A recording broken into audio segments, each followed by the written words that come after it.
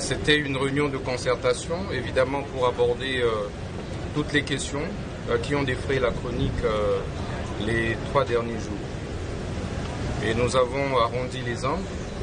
Nous nous sommes accordés que nous devons tous nous inscrire dans la droite ligne des réformes voulues par son Excellence Monsieur le Président de la République, qui veut que notre appareil judiciaire soit systématiquement reformé pour que la justice soit réellement rendue en faveur du peuple congolais.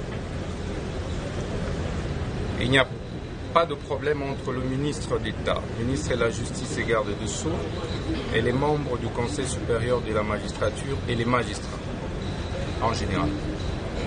Il y avait évidemment quelques malentendus.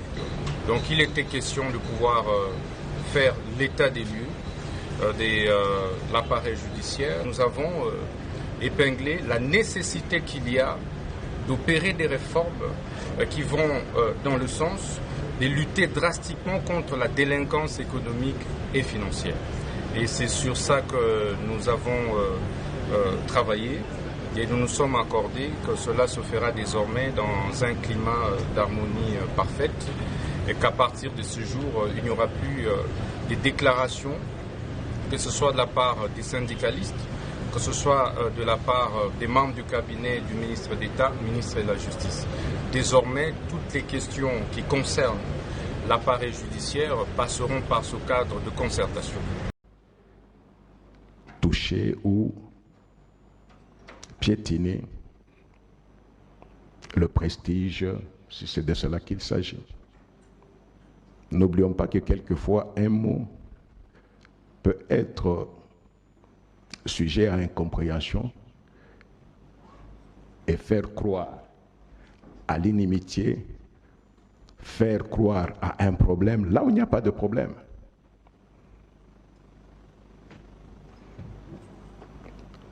Ce que je voulais aussi vous dire est que, en tant que magistrat, même syndicaliste, abstenez-vous, je dis bien abstenez-vous de toute prise de position qui engage la magistrature.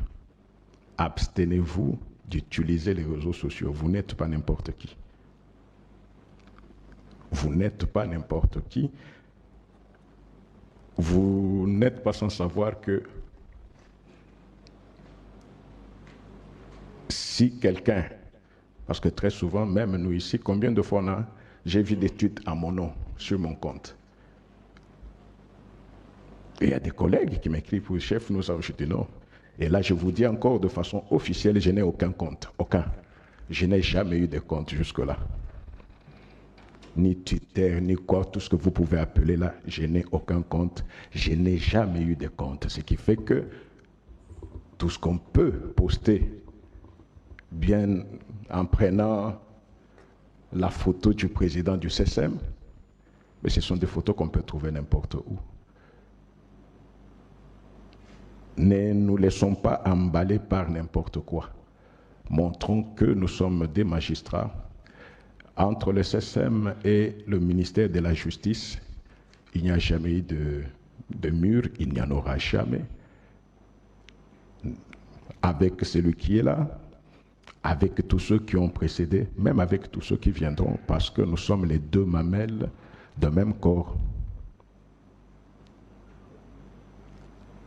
Rentrons aux fondamentaux et faisons en sorte que nous ne puissions pas donner l'occasion à l'opinion de croire qu'il y a des problèmes individuels, de croire qu'il y a des frictions, parce que nous, en tant que bureau, parce que c'est nous qui portons la magistrature, s'il y avait un problème, c'est nous qui serions au courant qu'il y a un problème.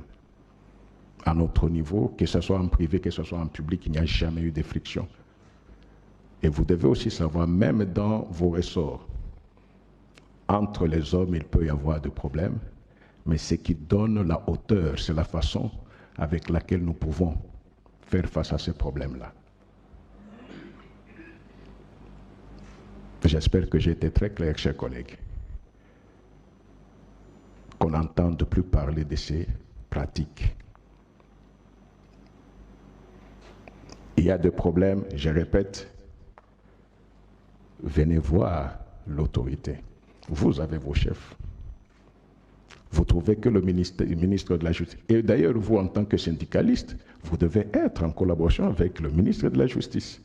Pas en tant que seulement magistrat, mais en tant que syndicaliste. Vous rentrez dans sa compétence. Quoi de plus normal de nous voir? Moi-même, j'allais l'appeler pour dire, recevez les syndicalistes. Ou même solliciter des...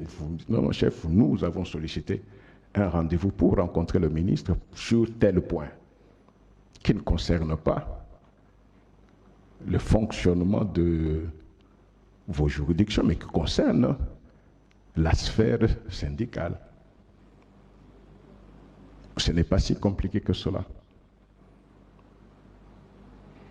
C'était essentiellement pour cela que j'ai voulu vous avoir, les responsables de tous les 5 syndicats, les 6e, vous allez leur communiquer.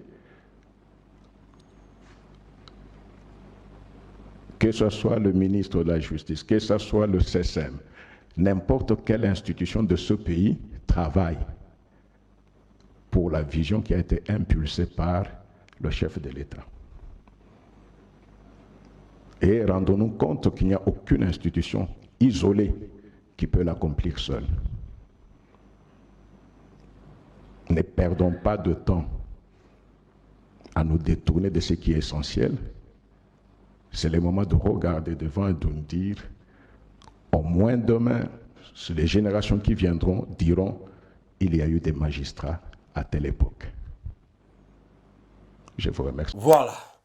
Toye lisusu kosolola yango kobeta masolo ya Matali, notre pays, la République démocratique du Congo.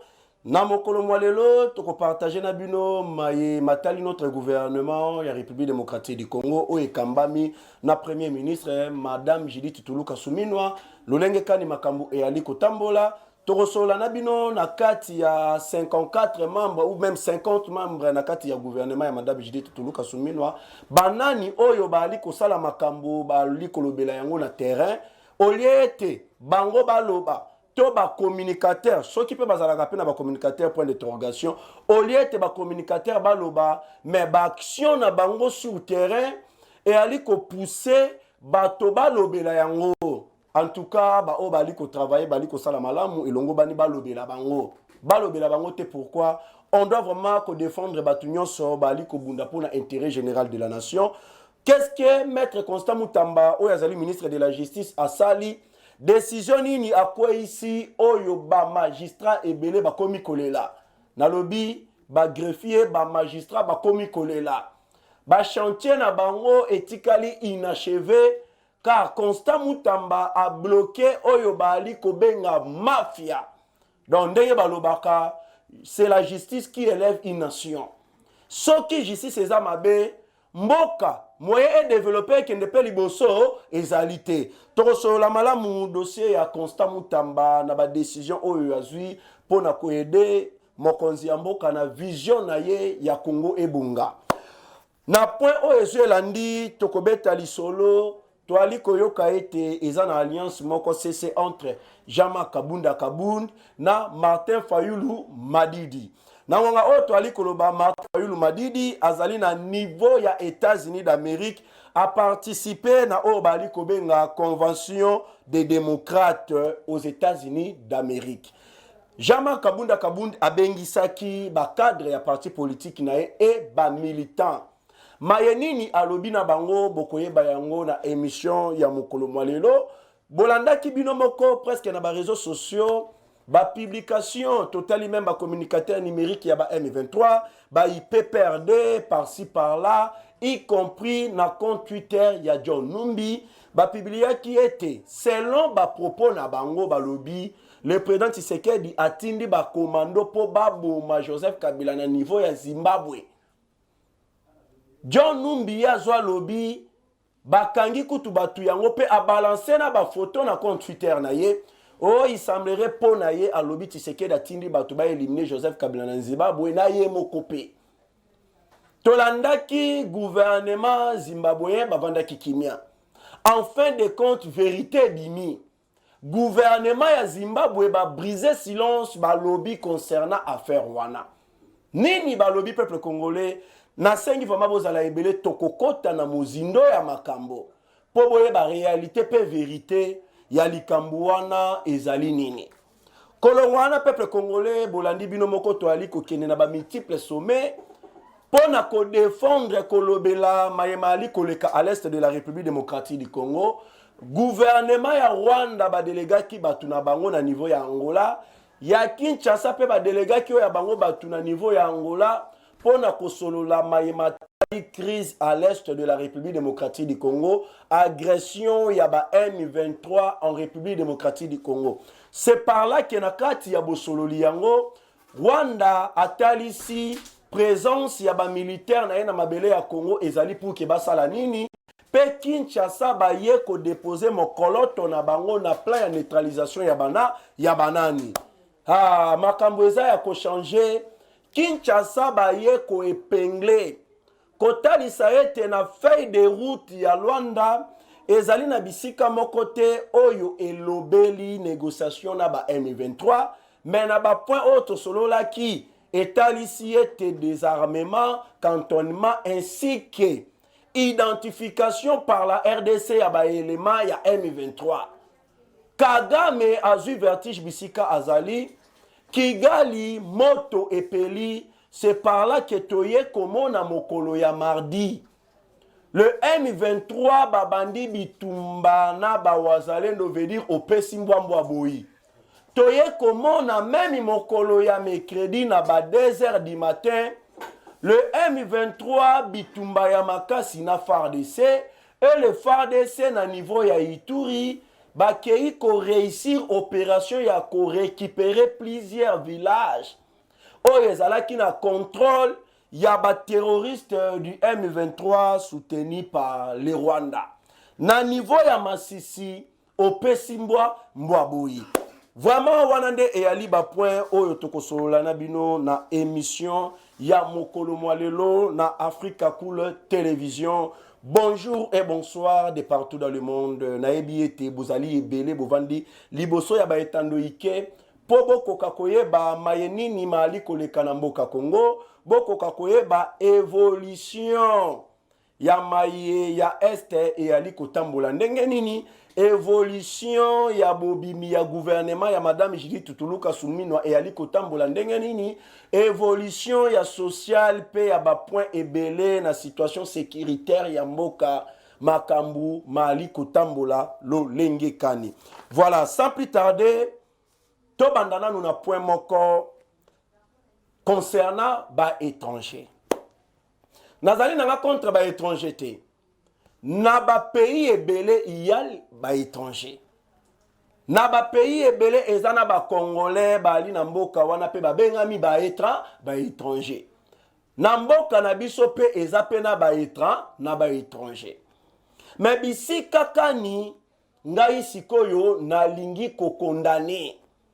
Bisi kakani ngai na ali ko telemela. Ba étranger, ba étranger ba li na ba on a problème te, mais notre gouvernement, la République démocratique du Congo, c'est un pays oyo yambaka batu sans pour autant bazala na mikanda, sans pour autant bapesa bango mikanda oyo ali kotalisa séjour na bango. Mais Congo, nous avons les Pakistanais, nous avons des Libanais, nous avons des Chinois, nous avons des Rwandais, nous avons des Sud-Africains, nous avons des Ouest-Africains. Nambo Kanabiso. Sans pour autant bazala na papier. Na ali vraiment lancer message na gouvernement ya Mboka Kanabiso. Mboka Congo koki kokiende liboso te na ba désordre ya boye. Na Afrique du Sud na pesa nan exemple na nou ya Soudaf. Afrique du Sud. Afrique du Sud, ceux qui botali lolenge banyokola ka ba étranger. Surtout ba ye oyo ba ali na mikanda te. Okomona Sud-Africain moko ali kobeta étranger sans pour autant la police est intervenir. Au comment la police koleka na bango na ba koleka na nzela. C'est comme si makamwa les talibans étaient. Tout cela, ba Sud-Africains balingana mboka na bango étranger koki jamais kozala sans papier et pas na bango. Na Afrique du Sud eza na papier oyo ba pesa ka babenga kango A4. Pona baye o bazali kuna bayebi A4 ezali papier duplicateur moko oyo ba remplissaka identité na bango. Après avoir remplir et co-inspiré ba misusu basala nango ba 6 ans et plutôt 6 mois. Ba misusu voire même une année. Une fois que est expiré, pose wa mususu okomona pasi. Et alina baye oyo ba papier na bango expira ba beti ba 15 ans. Ba misusu ba 18 ans. Bazwa kate me ba bunda na kaka po ba luka bazwa. Eza na place moko ba benga kango soki na homme si je me trompe pas na kombo baye oyo bazali na Afrique du Sud bayebi. Na kati kuna ba Indo-Pakistanais, ba Libanais, ba Congolais ya Kinshasa na ba Congolais ya Brazzaville. Ba tonda kuna. Soki ba moni porto ya moke wana ba kote la ke fungwami ba agent ya sécurité, ba agent de l'ordre. Ba kokima ba mbangu ba misusu bazoni atabatu misusu na se ozomona ba misusu bazokata motema bazokufa. Ba tonda ebele kuna. Sans papier, okozwa musala te. Sans papier, atakolia na pasi. Ezali na baye oyo bazu bakufi une affaire, il y a 3 personnes. Il semblerait que ezana Congolais ya Congo Brazzaville pa kufi, eza pena Congolais ya Congo Kinshasa pe azu ya kufi. Eza 3 corps, bali koluka ko identifier bango malamu bakufi. Ba ambassadeur na biso na bamboka o ba pays oyo bazali. Rôle na bango eza nini? Mosala na bango ezali nini? Botala lolenge ba Congolais bali ko souffrir na ba pays ya bapaya. Mais au comment na ba Sud-Africains bazali ba otambola calmement sans pour autant bazala na ba papier. Pe ba étranger oyo baya na Congo sans papier ba se lancer na Comex. Na Comex so ba se lancer au lieu te ke ba teka en gros. Pour détail ezalaka réservé pour na ba imboka, bana ya mboka.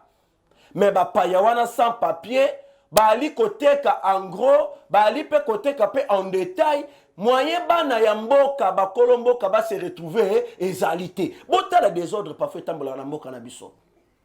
Soki to lobi, oh olobaka, mais soki pe na lobi te, oh olobaka te. Mais notre mission est ali kolobela ba congolais. Notre mission est kotali sa gouvernement. Ba faillite po ba koka kobongisa. Congo tobeti des années. Toyebanaka nombre ya ba congolais yebanaka te ba kosabinote. Ba congolais ba se promenaka partout sans carte d'identité. Oyo biso to saelaka carte d'électeur. Mais carte d'électeur eza usage unique. Yango après ba vote moyen ya kosaela ngo lisusu ezalaka te, mais biso tokoma obligé ya kosaela ngo parce que toi na carte d'identité te. Okoleka na frontière moko boye bakosenga yo carte olakisi carte d'électeur nde bandimi. Botala lolenge makambo etambolaka. Balance opération ya ko délivrer carte d'identité, mais bato yo bali ko combattre yango, il y a des Congolais corrompus manipulés par les étrangers. C'est vraiment urgent. Et l'ongo bani basala identification de la population. Pendant 18 ans au pouvoir, il y a Joseph Kabila.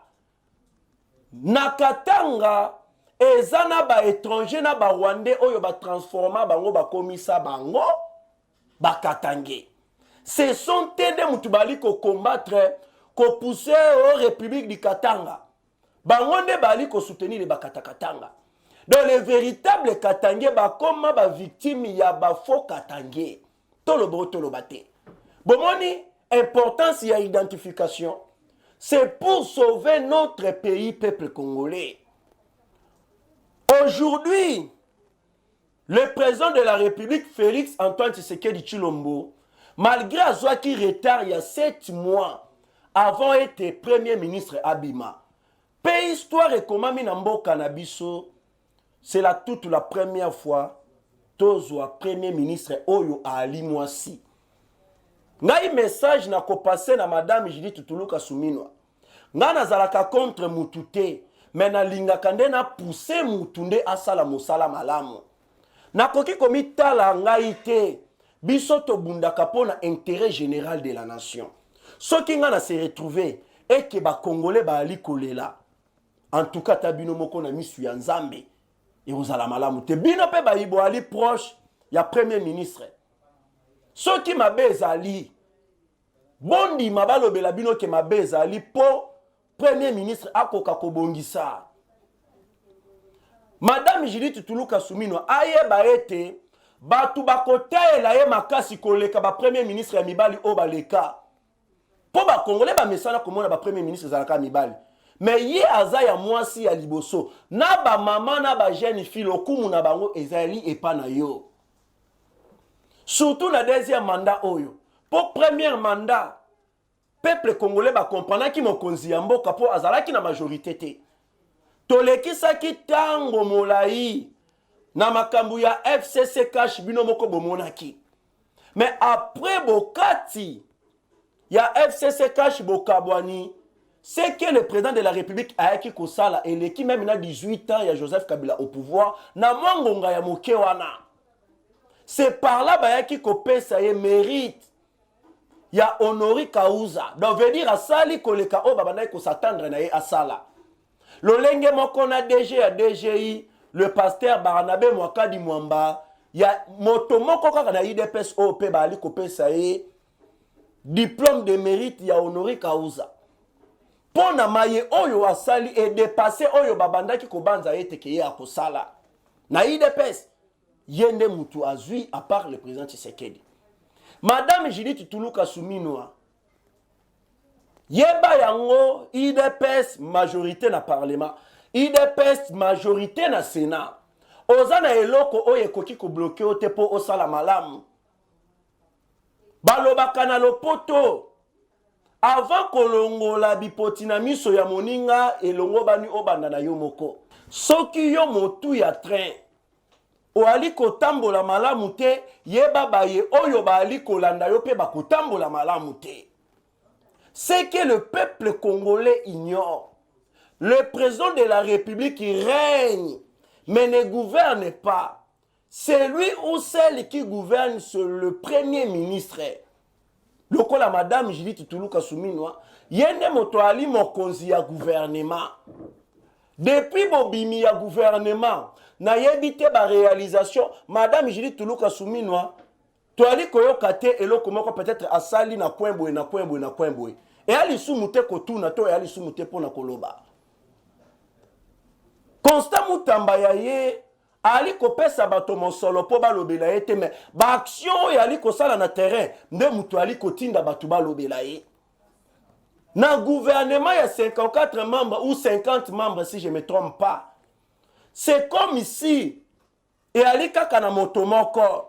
Moi moké tokoki kotombe même na ministre de l'Intérieur, maître Jacquemin Chaban. Mais le reste ya ba ministre tozoyo kabangote.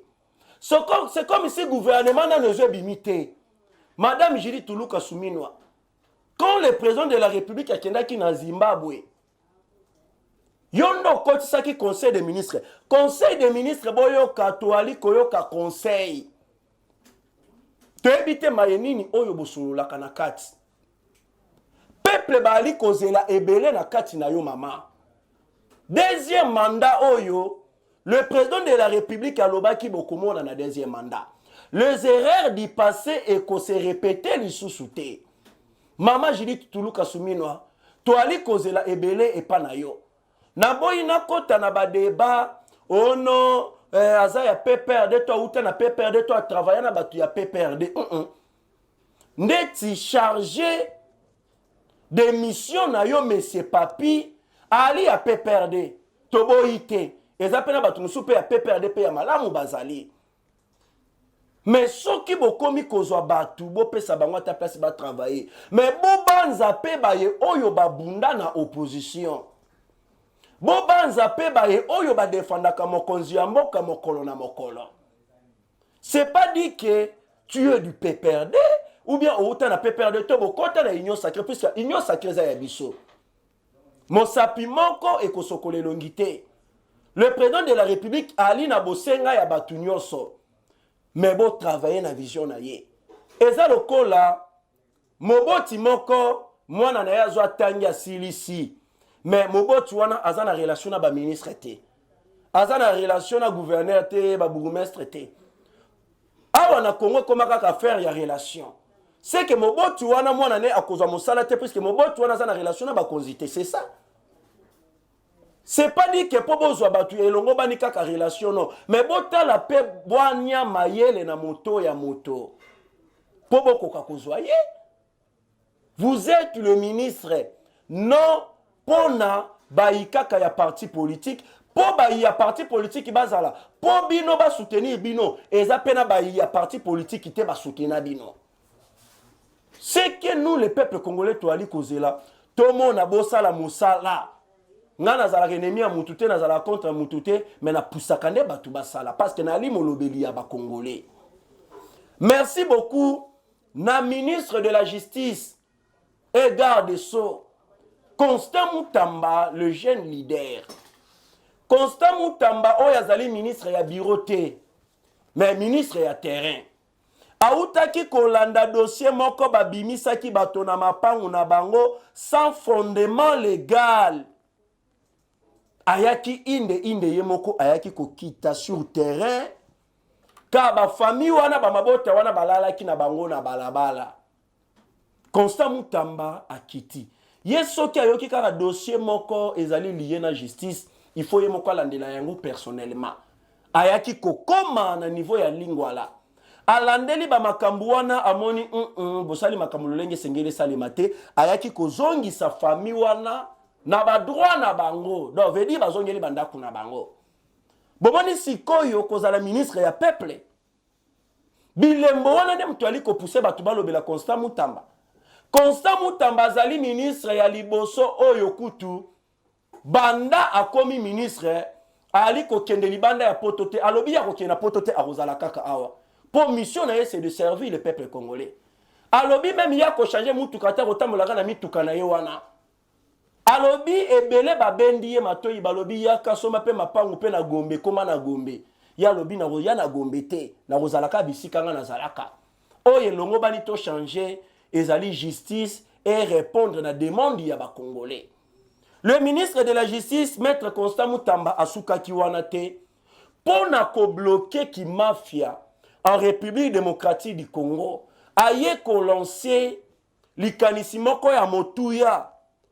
Tous les frais de la justice au pays seront désormais déposés à la banque. Mamae, match baluki ba magistrat KO. Ba magistrat KO. Ba frais nyonso ya justice ya mboka.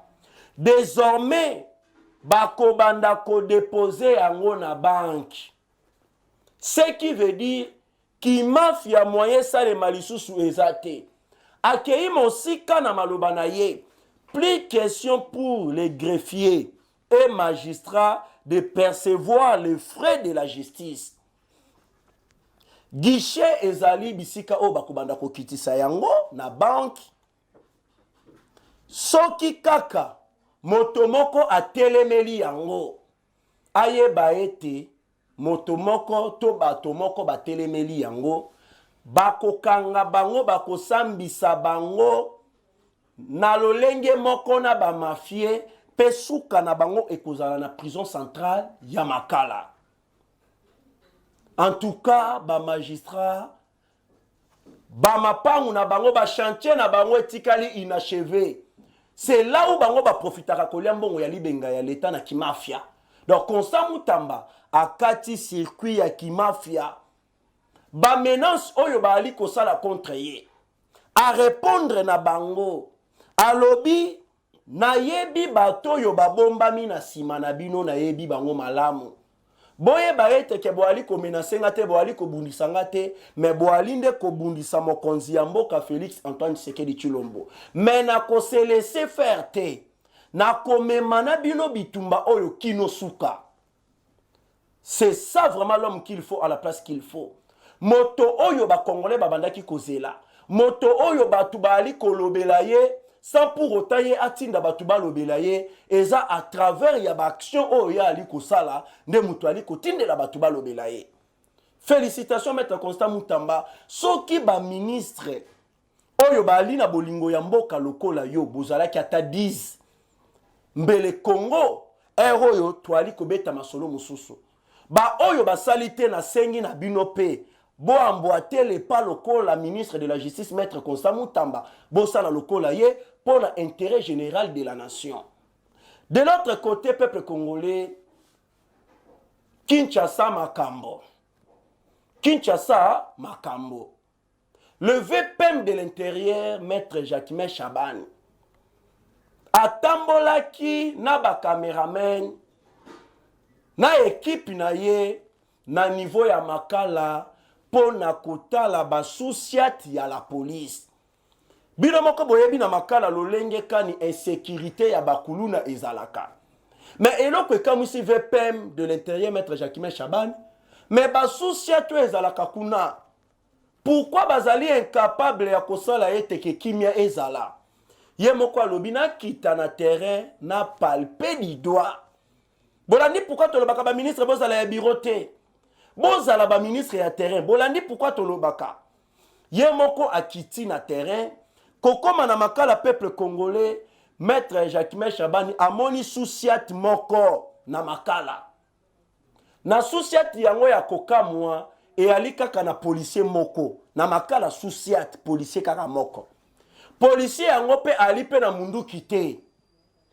Policier yango autaka na Kisangani, kiso Kingasani plutôt. Autaka na Kingasani, vu que distance eza mwa molai akoma na ye kovanda kaka pene pene wana.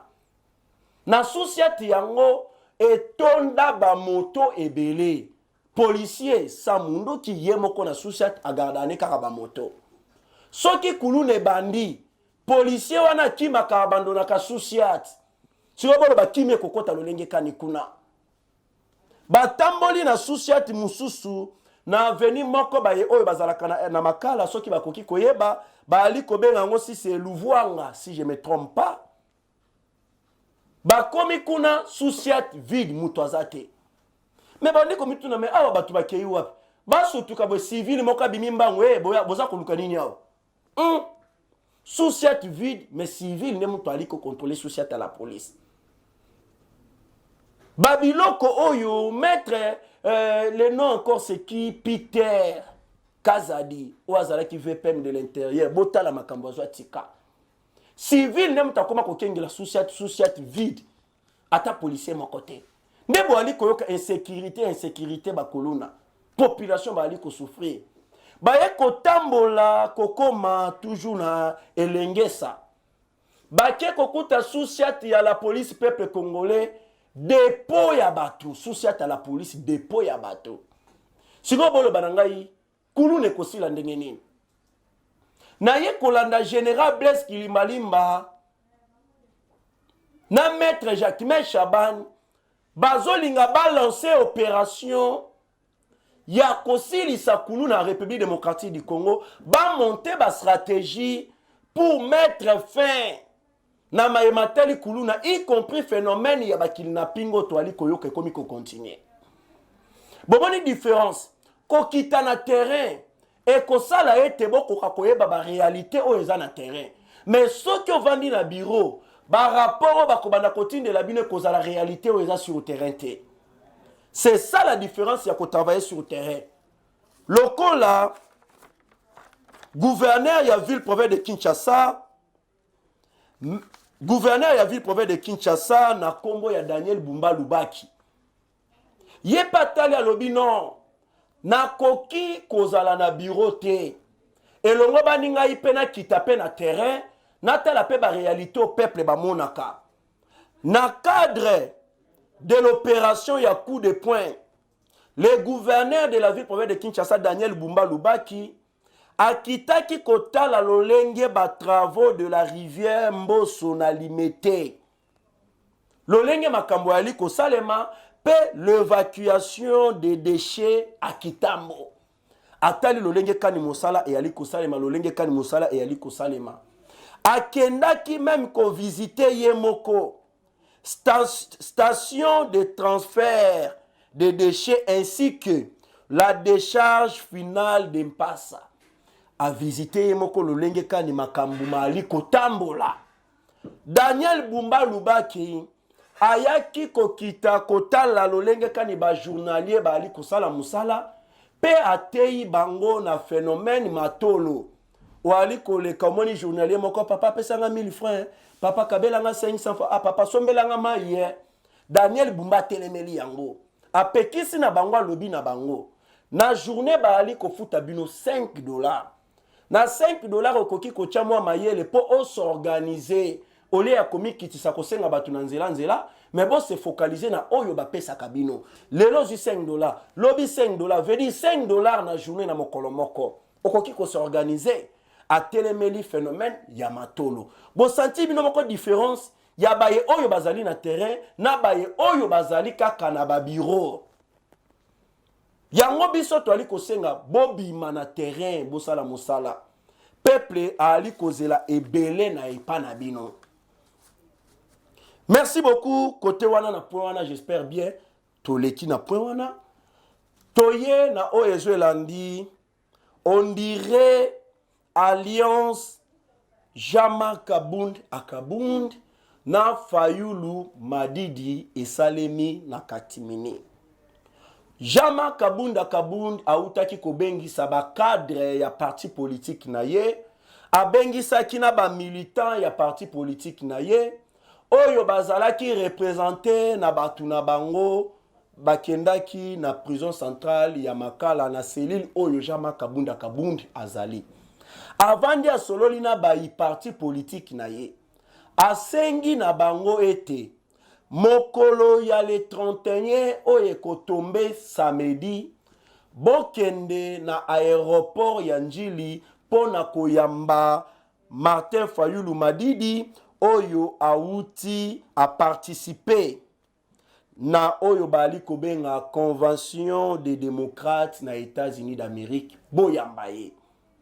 C'est par là que confirmé était une alliance moko saili entre Martin Fayulu na Jama Kabunda Kabund pour ba kokakosala bokasi yako bunda comme ba opposant. Donc o esengeli boko kakoyeba yango wana. Na mokolo oyo moleki na landi na ba réseaux sociaux natali mingi ba communicateur numérique ya ba M23 ba communicateur ya PPRD ba publier au coup assassinat contre Joseph Kabila raté depuis Zimbabwe. Assassinat contre Joseph Kabila. Na ekota la na compte Twitter ya John Numbi général des hectares. Ye a publié na ba photo. A commis été Tshisekedi a envoyé Batuna niveau ya Zimbabwe pour éliminer Joseph Kabila. Nangai John Numbi. Ba photo a publié ya Batuango bakangi bango na niveau ya Zimbabwe. Bayaki na opération ya koboma Joseph Kabila. Une affaire ya 5 personnes. Na ba photo oyo John Numbi a publié. Nga natali nanu na mekina nukosala nanu analyse. Balobaka. Ceux qui ont étudié bateau basala kamabe oko comprendre ceux qui a bêté loko moro boy onte o ezana makamba lukuta bateau bako saka bateau basala makamba mabe ceux qui ont étudié bango malamu ozana facilité o yebaki o makamba lukuta o ezaboy na ba analyse nga na salaki je me suis d'abord commis tout na motuna. Qu'est-ce que le président de la République Félix Antoine Tshisekedi Tshilombo a profité na kuboma Joseph Kabila? Kabila vanda awa Tshisekedi asala eloko te. Kaka Kabila libana ne Tshisekedi azoluka sala eloko. Non, o ezali makambo ya lukuta, bali ko luka ete bazongisa Joseph Kabila na media baba kolobela Kabila pe lokola bazanga o to ali kobenga ba matière ya kobeta, ba mi créer bango moko matière. Na ba analyse na sala ki na lobaki na ba congolais bolanda ngote za makambo ya lukuta. tovanda boye tosutuka gouvernement zimbabwéen ba briser silence balobeli concernant dossier oyo ali kotambola barimere ali kotambola ete que Joseph Kabila batindaki batu baluka baboma ye na Zimbabwe. Gouvernement zimbabwéen balobi boye. Il n'y a jamais eu des interpellations na niveau ya Zimbabwe ni moindre rumeur sur une tentative d'assassinat de qui que ce soit na niveau ya Zimbabwe. Gouvernement zimbabwéen ba démentir Maye oyo e ali kotambola ete une tentative d'assassinat contre Joseph Kabila balobi ali makambo ya lokuta. Siko tomi tout na biso moko. Ba photo yo John Numbi ya 6 et à 5 personnes ou 4 personnes a publié ke bakangi bango eza banani. Parce que na Zimbabwe ba démentir ba beza makambo ya lokuta. Opération moko ya koluka ko éliminer Joseph Kabila kuna batikali koyoka ngote pe batikali kokanga batute esalemi pété makambo ya lokuta. En tout cas, ils ont un bateau bazali ba expert en matière ya lokutalogie. Ba expert en matière ya lokutalogie. Tellement que balingi yote, o sala malam balingi te. O sala mabe bangoni so batelemi bandi kolobela.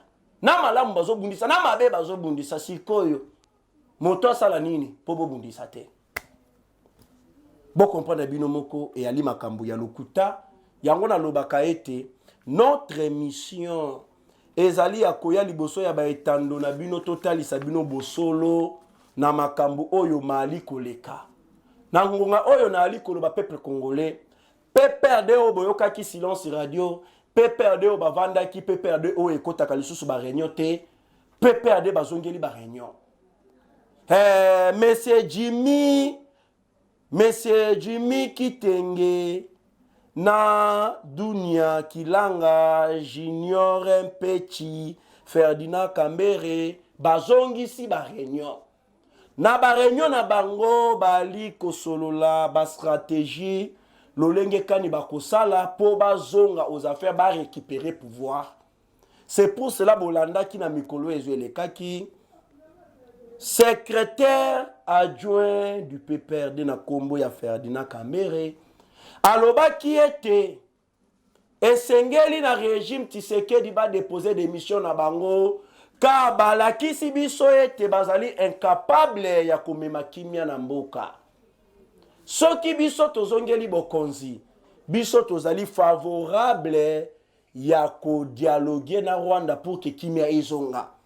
Donc ce qui veut dire ba effort mokonzi mboka sali ba diplomatie asali ya kobimisa ete que nous sommes agressés par le Rwanda. Bitumba oya sali pona koboya mixage et brassage. Bitumba oya sali pona koboya ete mboka Congo ekendete. Bitumba oya sali ete ba matière ya Congo ba congolais ba bénéficier nde na yango avec PPRD nyonso wane kokende na mai veut dire dialogue ko salema une fois que PPRD azongi na bokonzi. Selon maloba ya Ferdinand Kambere, secrétaire adjoint du PPRD. Vous comprenez pourquoi nous devons tout faire pour empêcher le PPRD bazo bokonzi. C'est parce qu'avec le PPRD, automatiquement, Paul Kagame a ressuscité en République démocratique du Congo. Il y a une chose, peut-être il y a des Congolais incapables, peut-être bah éviter vérité. Bah Congolais bah éviter vérité. À l'époque où Joseph Kabila fut président dans ce pays pendant ses 18 ans, notre pays babanda qui a débloqué une affaire il y a 250 millions de dollars. Oyo babanda qui a financé l'armée à Rwanda. À l'époque où pendant 18 ans de Joseph Kabila au pouvoir, Kabila banda qui a financé par an une affaire il y a 250 millions de dollars en armée à Rwanda par an. Maintenant, si ceux qui te le bitomi tuna siko motuna. Donc, Joseph Kabila a banda qui a financé l'armée à Rwanda pour baya kubuma biso na Congo. Ce sont des questions ya kometona. Après, il banda qui a fongwela porte ya ko dialoguer na ba M23 pour na kosala mixage et brassage infiltration na ba institution ya l'état. Bobane makamoleka pendant 18 ans. En tout cas na Congo soki ba lobby na binote moyen peut-être beaucoup kakoye ba bosolo ezalité. 18 ans au pouvoir na bango basali maye oyo etiki peuple congolais na kokamwa. En tout cas parfois na vanda kana yo kaka moko nzoto malili. Nzamba sunga Congo. Bambuma mabe ezonga lisusu te. Bazoluka bazonga babosana kinini. Ndenge bakolo balobaka na biso soki okabwani na mwasi eke mwasi ana komi koluka kozongela yo seki abosana ki eloko azoya nde po récupérer yango vedi suka nonde yango wana. Ndenge toyoka bakolo baloba pepe ade eloko ni babosana puisque bazalao na bokonzi pendant 18 ans. IDPS siko na côté IDPS. Bit d'un parti politique. Ezali à cause à pouvoir pe conservation du pouvoir le plus longtemps possible. Quelle est la stratégie de l'IDPS pour conserver le pouvoir? Qui sera le dauphin du président Tshisekedi? Entre parenthèses. Est-ce que l'IDPS est allé Kobunda pour le peuple d'abord? Point d'interrogation. Est-ce que l'IDPS est allé Kobunda pour l'action du chef de l'État est à la palpable sur le terrain? Point d'interrogation. Ce qui est tuningaï, na kolobanabino, rien ne va na IDPS. Pour na tango oyo, IDPS batiki bakabiliste, batiki bakatumbiste, batiki banani fayulu to kobengene, bafayuliste, batiki bafayuliste, batiki bakabundiste, IDPS bakomi kobundande bango na bango. Bango na bango. Au moment où boali kobunda bino na bino. Po moto yo ali kobunda ayebaka lisusu te elongi ya moto ya zo simbisi eloko. Oyebi na se akana biso so toyebi ndenge ezala na ba o bazalaka ba colérique. Muta tumboli akana zo peso ya simbela ngai téléphone otala te longi te. Obandiko bunda. Par après tant obitumbezo sili o sutuka bwe nani na pesa téléphone ozoye ba su mutu te me téléphone ba kenango. Lolenge moko na IDPS nenge ba ali kobunda. Tango ba aussi sa kobunda ba sutuka bwe toza na pouvoir pouvoir ekei ndenge nini babandi ko luka pouvoir ekei yango yo bo arranger makambu avant que le pire arrive. Biso toza ba panzisango dans le bien toi ba panzisango to lo barakaka to mona ka musika na rythme ya aigle IDPS tala simazonga moto mokolo ya attaque ya ba M23 oyo ekumbaka shit di shasha ba policier oyo bazalaka elwana tellement que attaque wana ezalaki brisque pression ya ba M23 nde bayaki kosala repli stratégique ba se retrouvaki na Uganda ba blokaki bozongi na bango. C'est par là tant ba sololi ba arranger ba règlement ba paramètres ebele nde Uganda aye kozongi sa na République démocratique du Congo. C'est 97 policiers qui avaient fait un repli stratégique vers l'Ouganda suite à la pression du M23. Ils sont rentrés au pays par les postes frontaliers de Kasindi après avoir trouvé refuge en Ouganda suite à la chute du Chacha. Ndenge zaboye, Ouganda fungoli porte, ils ont ici 97 policiers. Oyo basala ki ba M23 ba récupérer monter na ko diaboliser ndenge nini, ezana oyo ba bengaka repli stratégique pour éviter ete ba kufate. C'est logique na bitumba et ça les maka. Baye la binote, ba diabolisation, ba makambu, songolo, pakala. Combat entre le M23 et les Wazalendo. Et outi ko salema dimanche et outi ko leka. Ba M23 ba quitté oyo tobengi Tamungenga pour Ruchiro.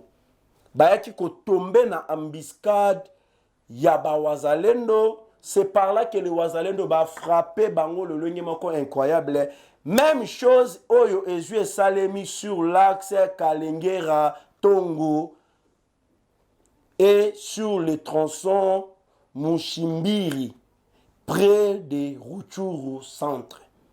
Bitumba vraiment, il y a un incroyable. Même la circulation pour l'axe Kaunga et Tikalaki Yakukatana. Donc, combat veut dire au Pessimbois, Mboa Aboye.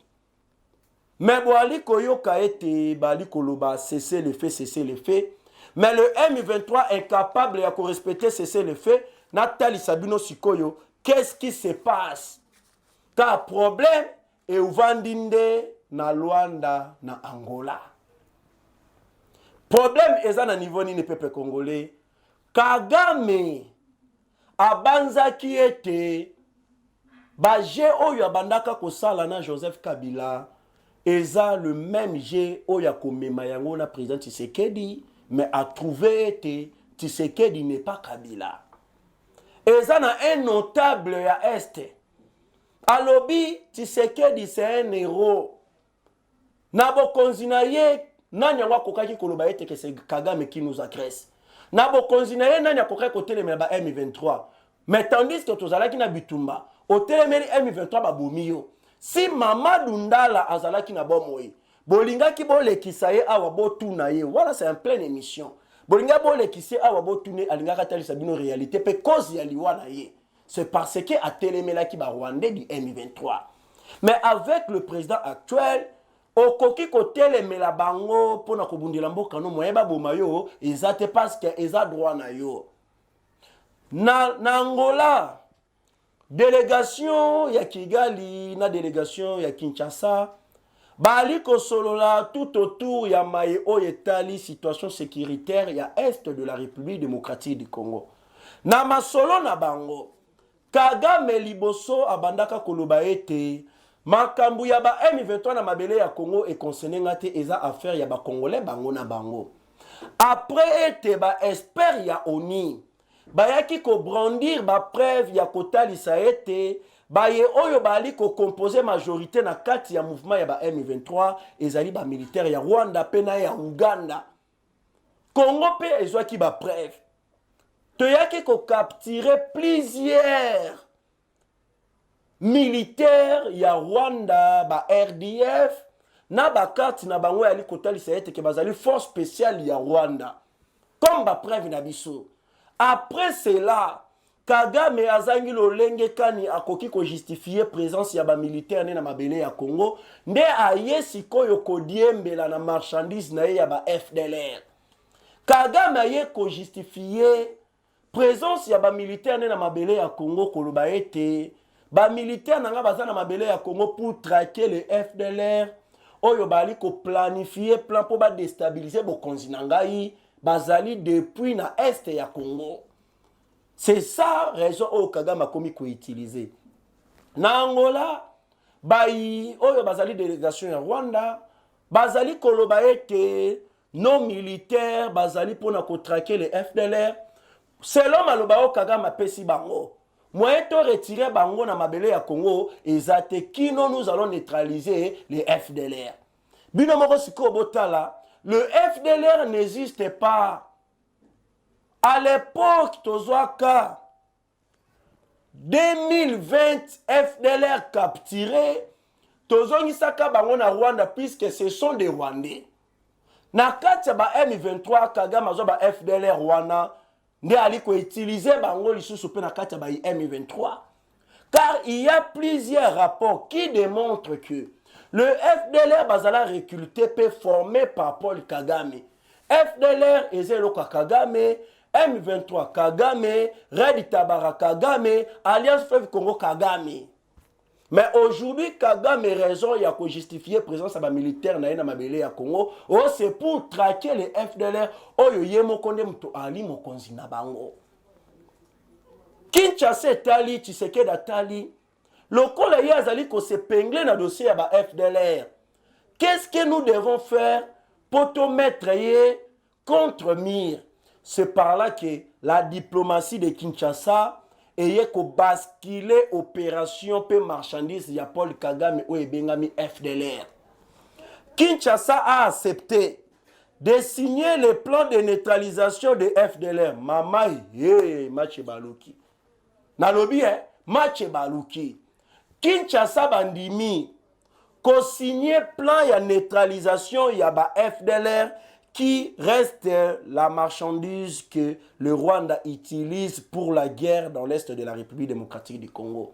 Donc, la République démocratique du Congo met le Rwanda devant un fait accompli de retirer ses troupes sous le sol de la République démocratique du Congo pona kimia et kokakozonga. Botala sikoyo qu'est-ce que Kinshasa ezwe sali. Kagame alobi biso tozana mabela Congo poto traquer ba FDLR to neutraliser ba FDLR. Kinshasa lobi siko na Rwanda. Bino bo retirer ba militaire na bino na mabele ya Congo ata mon côté atika na mabele ya Congo biso yeyo to signer siko engagement. Il y a plein de neutralisation ya ba FDLR biso moko tozo neutraliser bango. Alors boza sur une raison ko na mabele ya Congo te. Kigali bloqué. Kinshasa et le sous kolobela na Angola. La RDC maintient son cap pour éviter une guerre en grande échelle. 1. Retrait total des terroristes de l'armée rwandaise. 2. La feuille de route de Luanda ne prévoit aucune négociation avec le M23. C'est le Rwanda qui est parti au conflit. Le M23 n'existe pas. Kinshasa est close Makamboana. Donc, na feuille de route ya Luanda, etikali kolobela soko mokete négociation na ba M23. Ezali nde Rwanda nde mutu ba créer conflit na biso car le M23 ba existe kate. Bon comprendre politique. Kinshasa garde ka deux positions, il y a feuille de route ya Luanda. Feuille de route ya Luanda et ali kotalisa été désarmement ya ba M23, cantonnement na bango pe identification ya ba M23 na République démocratique du Congo. C'est par là que Kagame se sent bloqué. Parce que Kagame a yebi cantonnement, désarmement, identification et kotal ça a été ba M23 ce sont des Rwandais aussi des militaires ya Rwanda. Là où Kagame est bloqué. Kagame a ye koloba na ba M23 na Angola maye oyo tokendaki kosala makambu et ali kosimbate la diplomatie de Kinshasa ne mutezwe gagné bo la musasiko yo moto bo lancer opération ya ko conquérir ba territoire ainsi que des villages. C'est par là boye comme na sikoyo moto ezui et peli. Depuis mardi na batongo toye komona affrontement et bandit entre le Wazalendo na ba M23 na Katwa. Katwa se trouve à l'est de la commune rurale de Kirumba. Affrontement. Mais ya kokamwa peuple congolais ba militaire ya FARDC oyo bazala kiwana bango balobi non biso tozali ko observer cesser les faits. Ba Wazalendo babeleli bopesa biso ba munition kasi bino bolobi bozali ko observer cesser les faits bopesa biso ba munition to bundana ba M23 oyo. Mais ba militaire batikali kopesa soko mokete ba munition na ba Wazalendo. Mais ba Wazalendo balimba kite combat contre le M23 dans le but de kuna. Nombre de morts tozali kozela tozo information to kokakoyeba côté ba M23 ba kufi combien. Toujours na Mayematali est de la République démocratique du Congo. Mercredi, na ba 2h du matin. Je dis bien mercredi na ba 2h du matin na territoire de Massissi. Combat lokola film ya Commando Motote, film ya Cyborg, film ya Terminator, film ya Rambo, film ya Jack Bauer, il y a 24 heures chrono. Entre le FARDC ainsi que le M23. Combat dans le ligne incroyable et bandit à 2h du matin, FARDC contre M23. Masasi ezali kobeta na bakote nyonso. population ya coin wana tout la musi ya zaza na lobi combat nde moto epeli na Masisi entre FARDC na ba M23. Donc ce qui veut dire dossier a cessé les faits n'existe plus. Dossier a cessé les faits eza lisusu te. Lokola Rwanda baboyi kondima maye o esalemi na Rwanda, ils ont décidé de nous attaquer pour conquérir des villages, des territoires. Biso tokovanda lokola baibasi na bango te mais tokobundane na bango nde na Masisi moto epeli. Merci beaucoup na FARDC. Bendele ekweya te na niveau ya Ituri. FARDC na Ituri combat contre les terroristes na ba village oyo bazali ko occupé na niveau ya Jungu. Bitumbe bandi nzambala la kate parce que notre combat est un combat moko juste et noble.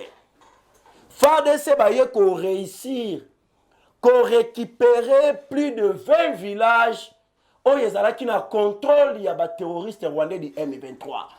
Nous avons récupéré plus de 20 villages. Yango Natali Sakabino était Kagame le sait très bien. Combat na FARDC à minute oyo sous le président Tshisekedi na régime actuel a kokokate combat na FARDC a kokokate. Nde a diembe la kana makambo cesser le fait ba trêve pour faciliter bango ba avancer sans être ba récupérer pe ba territoire to ba village sans combattre. Kagame profite toujours na stratégie na ye oyo azwa montant. Il y a infiltration. Na stratégie na ye oyo azwa montant, il y a oyo toali kobenga corruption, manipulation, trahison.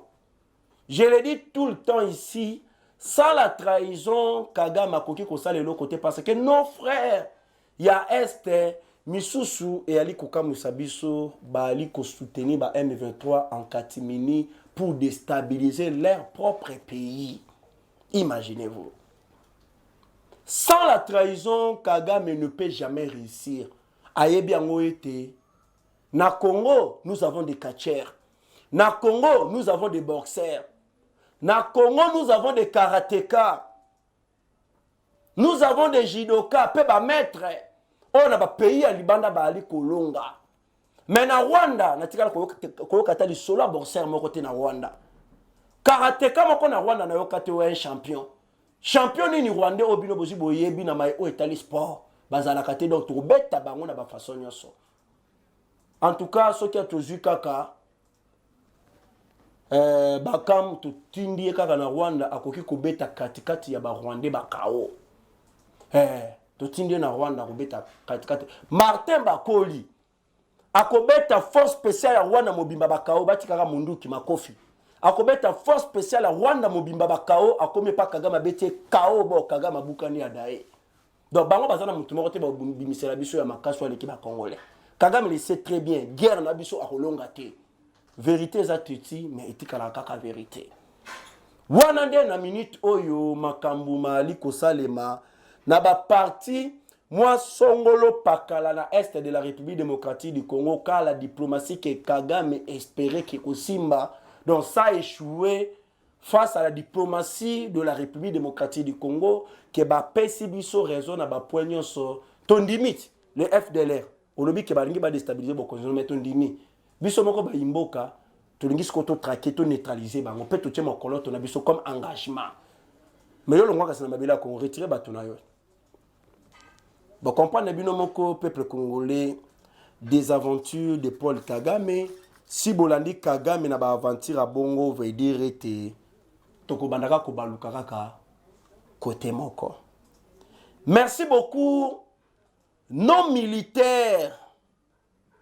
Ba nouvelle unité ya FARDC formée par les Égyptiens et par les Israéliens. Bientôt, Bakozala déployé dans les Sud Kivu et les Grands Nord Kivu. Bakozala déployé dans la unité ya Sika. Bazu formation ya Terminator, ya Rambo, ya Sheikh Norris, ya Jean-Claude Van Damme. Égypte formé bango, Israël est formé bango. bientôt bako déployer bango na Sud Kivu pe na Grand Nord Kivu pour s'engager combat contre les terroristes rwandais du M23. Merci beaucoup toujours. Namaye oyo et ali kolekana est de la République démocratique du Congo tokomi kokende presque na suka ya émission ya mokolo mwalelo à Luanda. Kagame bloqué sur tous les plans. La diplomatie congolaise vient de montrer à la face du monde que le M23 n'existait pas. Plutôt, c'est la stratégie montée par Paul Kagame pour déstabiliser la République démocratique du Congo, appuyant ses richesses naturelles. Naye Kolanda, Bayi Oyo Bazali focalisé na développement. Balobi ete guerre Oyo Kagame ali komene na mabele ya Congo. Ezali pona ko permettre na ye ete akoka kopier ba richesse oyo ezali na mabele ya Congo. Na ngonga oyo tozali peuple congolais e ali na crise ya makasi oyo e ali kobeta na Rwanda. Kagame dernièrement a outaki kokanga une affaire ya 5000 églises ba prophète baleli. Made swabana e ba pasteur baleli.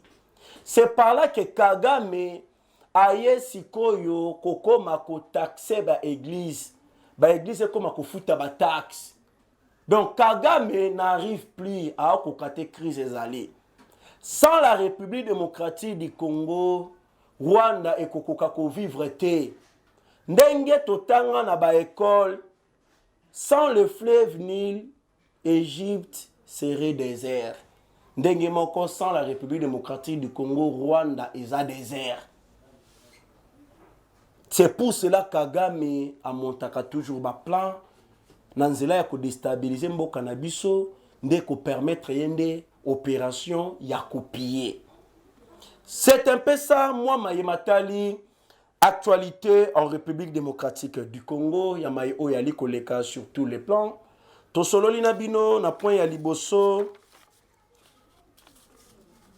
Dossier ya makambo ya identification de la population. Lolenge kani ba Congolais bali kokufa na ba pays oyo bazali sans que ba ambassadeur na biso pe na ba pays oyo bazali ba koka koloba. Dossier ya ba étranger kuna bali konyokola ba Congolais foza na mokanda mais bango bazali awa sa mokanda. Dossier ya boteki ya ba étranger ndenge batekaka en détail, or que détails sont réservés uniquement pour bana ya mboka et longo bani na bango nde batekaka en gros. Pe bazala pe na mikanda pe to ke pe na identification de la population, peuple congolais ba comme makota na carte d'identité au lieu de carte d'électeur. Wana les électeurs ils âge unique après les élections. Babwaka. Tolobeli yango total ici na kati ya gouvernement ya madame Judith Tuluka Sumino mais bazolo belaka Constant Mutamba mingi. Mais le reste des ministres bazolo belaka bango te pourquoi c'est que bazo salate. Oh ya zo sala bazolo belaye c'est ne que Constant Mutamba moi mokena maître Jacques Chabani oya uti ko kitana makala ko tala ye moko na miso ba souciat ba policier kaka moko pe mundu kité et comment ba dépôt ya ba moto ba tchaka ba moto ba biloko moko ba mama ba tika na ba wenze na ba kata ba souciat ye moko moni réalité sur le terrain total ici madame Judith Tuluka Sumina ozali mwasi ya liboso ya ko occuper primature et longo bani au sala pour peuple bali kotaela yo a peuple bali kotaela yo total ici alliance o ezali ko créer entre Jama Kabunda na Martin Fayulu puisque Jama Kabunda bengisaki ba cadre ya parti politique ne peut ba militant na ye ba kende ko yamba mokolo ya le 31 samedi Martin Fayulu oyo ali ko uta na conférence ya ba démocrate akoya mokolo ya samedi na aéroport ya Njili ba kende ko yamba ye total ici na bino ba rimero etambolaki na ba réseaux sociaux ya koloba ete o Joseph Kabila ba mekaki ko luka ko bomaye mais réalité total ici bino ezalaki makambo moko ya lokuta ka Zimbabwe ba ekola kisa koloba ete ba interpeller pe bakangi moto moko te makambo wana e ali makambo ya lokuta pe maye oyo ezwe leki na Angola Kinshasa a déjoué plan ya Rwanda plan ya Paul Kagame ya kotalisa ete ba FDLR oyoye a trouvé comme raison ya ko justifier présence ya ba troupe na mabele ya Congo biso moko to s'engager totie mokolo to na biso na plan ya neutralisation ya ba FDLR mais Kagame a retiré ba militaire nini sur na mabele ya Congo pe feuille de route ya Luanda etikala kolobela biso na place moko te négociation na ba M23 mais elobande cantonnement des armements pe identification ya ba M23 oyo Kagame ali kobanga. C'est par là que bitumba eye kozonga na ba parti ya est na Katwa ezali à l'est ya commune rurale de Kirumba combat ba wazalendo contre le M23 total ici bino na niveau ya Ituri bitumba oyo FARDC ba mené contre le M23 et sali ete ba kokako récupérer plus de 20 villages na niveau ya Djungo. Pe na niveau ya Masisi combat et ali ko continuer na lolenge moko opesi mwa boyi e bandaki banda 2h du matin. Bitumbezo katate Masasi et ali ko beta na ba côté nyonso pona ko poussa ba M23 na ba koka ko récupérer ba localité te oyo ba ye ko lancer opération ya récupération ya ko conquérir ba localité ba village ainsi que des territoires. Vraiment merci beaucoup FARDC ba liko bunda ka ba unité ya seka oyo bazu formation ba former bango na Égypte pe na Israël. Formation na bango déjà ici li bientôt ba ko déployer bango na Sud Kivu pe na Grand Nord pour ba s'engager na combat direct na ba M23 côté ya ba wazalendo bango pe bazwa ki pe ba jeune belé ya Nord Kivu to mona ki Butembo Beni ba yaki de partout pour ba koka ko zala formé par les wazalendo en fin de compte ba s'engager na bitumba contre le M23 pour ba bundela mboka na bango bango pe déjà ba formation na bango déjà commis déjà na phase finale pour na ba ya ko s'engager combat contre ba M23 oyo bazali ba militaire ya Rwanda. C'est un peu ça. Moi mayeto yaki to partager na bino to sola na bino na émission ya mokolo mwalelo na Africa Cool Télévision to senga kaete pe to beta kasete bo commenter bo partager bo liker et ko sala biso se mingi koleka. Vraiment nzamba batela bino na pesi mbote na ngandula barona motema ya petoza na États-Unis d'Amérique 3 fainge est à la femme qu'il faut à la place qu'il faut coup de chapeau na yobisika ozali na une pesi les grands caméramen David Beckham de la presse na pesi mbote nande kona biso pe pas ali pe mopanzi soki ko flashinga kombo na ibota la ba kombo lekebele voilà na kombo ya Beni voilà na pesi pe mbote na kombo ya Beni yende bomona kaya moko soki aza vandi a montele bino vraiment émission bo ali komi tuna oza TV5 Monde ezali France 24 bo ali ko comprendre tepo boyebi evandi na misapi wana na pesi mbote staff mobimba ya Africa Cool Télévision na pesi bino mbote. Tomonani à la prochaine. Que les bons Dieu vous bénissent. Que les bons Dieu bénissent la République démocratique du Congo. Merci beaucoup. Africa Cool. Et abena cool. Ouais. Africa Cool. Abena cool. Le quoi cool matopi. Après toujours. Après toujours. Après c'est bon. Et ça chaîne est bien. Et puis vous êtes très rapide. Ils sont très rapides et ça chaîne moko bako ça bino confiance en tout cas nazo senga na bato oyo nanu ba souscrire te bazwa donc ils ont vraiment net o balobaka ke boka lelo lamba lelo lia lelo. Vous voulez le Congo pour que le Congo devienne cool, pour suivre les cool analyses, alors revenez et abonnez-vous massivement. Bobozana Moana massivement. Alors beaucoup de gens ils pensent que l'Afrique Cool donne l'information en temps réel. Mais je ne crois pas cela. Ça dit l'Afrique Cool donne l'information en temps réel et en temps chirurgical. Si tu ne suis pas, tu as la crise cardiaque. Qu'est-ce que tu penses de l'Afrique Cool? C'est Pépélé. Africa Cool, c'est la destination de prédilection pour une communication optimale. Longo Dianabino Mama. Africa Cool Télévision est une chaîne qui est en train de réunir toutes les tendances. Voilà. Donc les chrétiens s'y retrouvent, les païens s'y retrouvent, les politiciens s'y retrouvent, les femmes ménagères s'y retrouvent. Donc Eza Eloro Nabiso, to sepe la ranango, yango chaque fois son aïe na Kinshasa, il faut namona Africa Cool. Et au monde de la chaîne Oeza impartial. Et le rôle de Babino, vous méritez le soutien de la population ainsi que des institutions complètes. Biso nyonso to s'abonner à Africa Cool. Africa Cool oyo. Zengo. Africa Cool, merci beaucoup leader. Non, je remercie en tout cas Africa Cool, leur support, et on leur souhaite bonne chance pour la suite.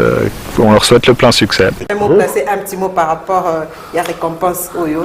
Ah, je félicite très sincèrement Africa Cool. Voilà. Je n'avais pas opéré le mauvais choix. Voilà. J'avais recommandé, je me rappelle que je disais que c'était une destination de prédilection pour une communication optimale d'excellence. Nazanga Mogote Tala, YouTube Yemoko, à reconnaître que Naponaki Mabete. Au moins, il y a choix to salaka, ba réflexion to salaka. Tu as abonné à Africa Cool. Comme ça, tu partages. Bravo Africa Cool. Merci beaucoup. Bravo Bino. Vous s'abonner parce que trophée Ezali à Bino, Ezali partagé. Voilà. Moi, je me sens aussi copropriétaire. Il y a prix Oyo. Voilà. Bravo Africa Cool. Merci beaucoup.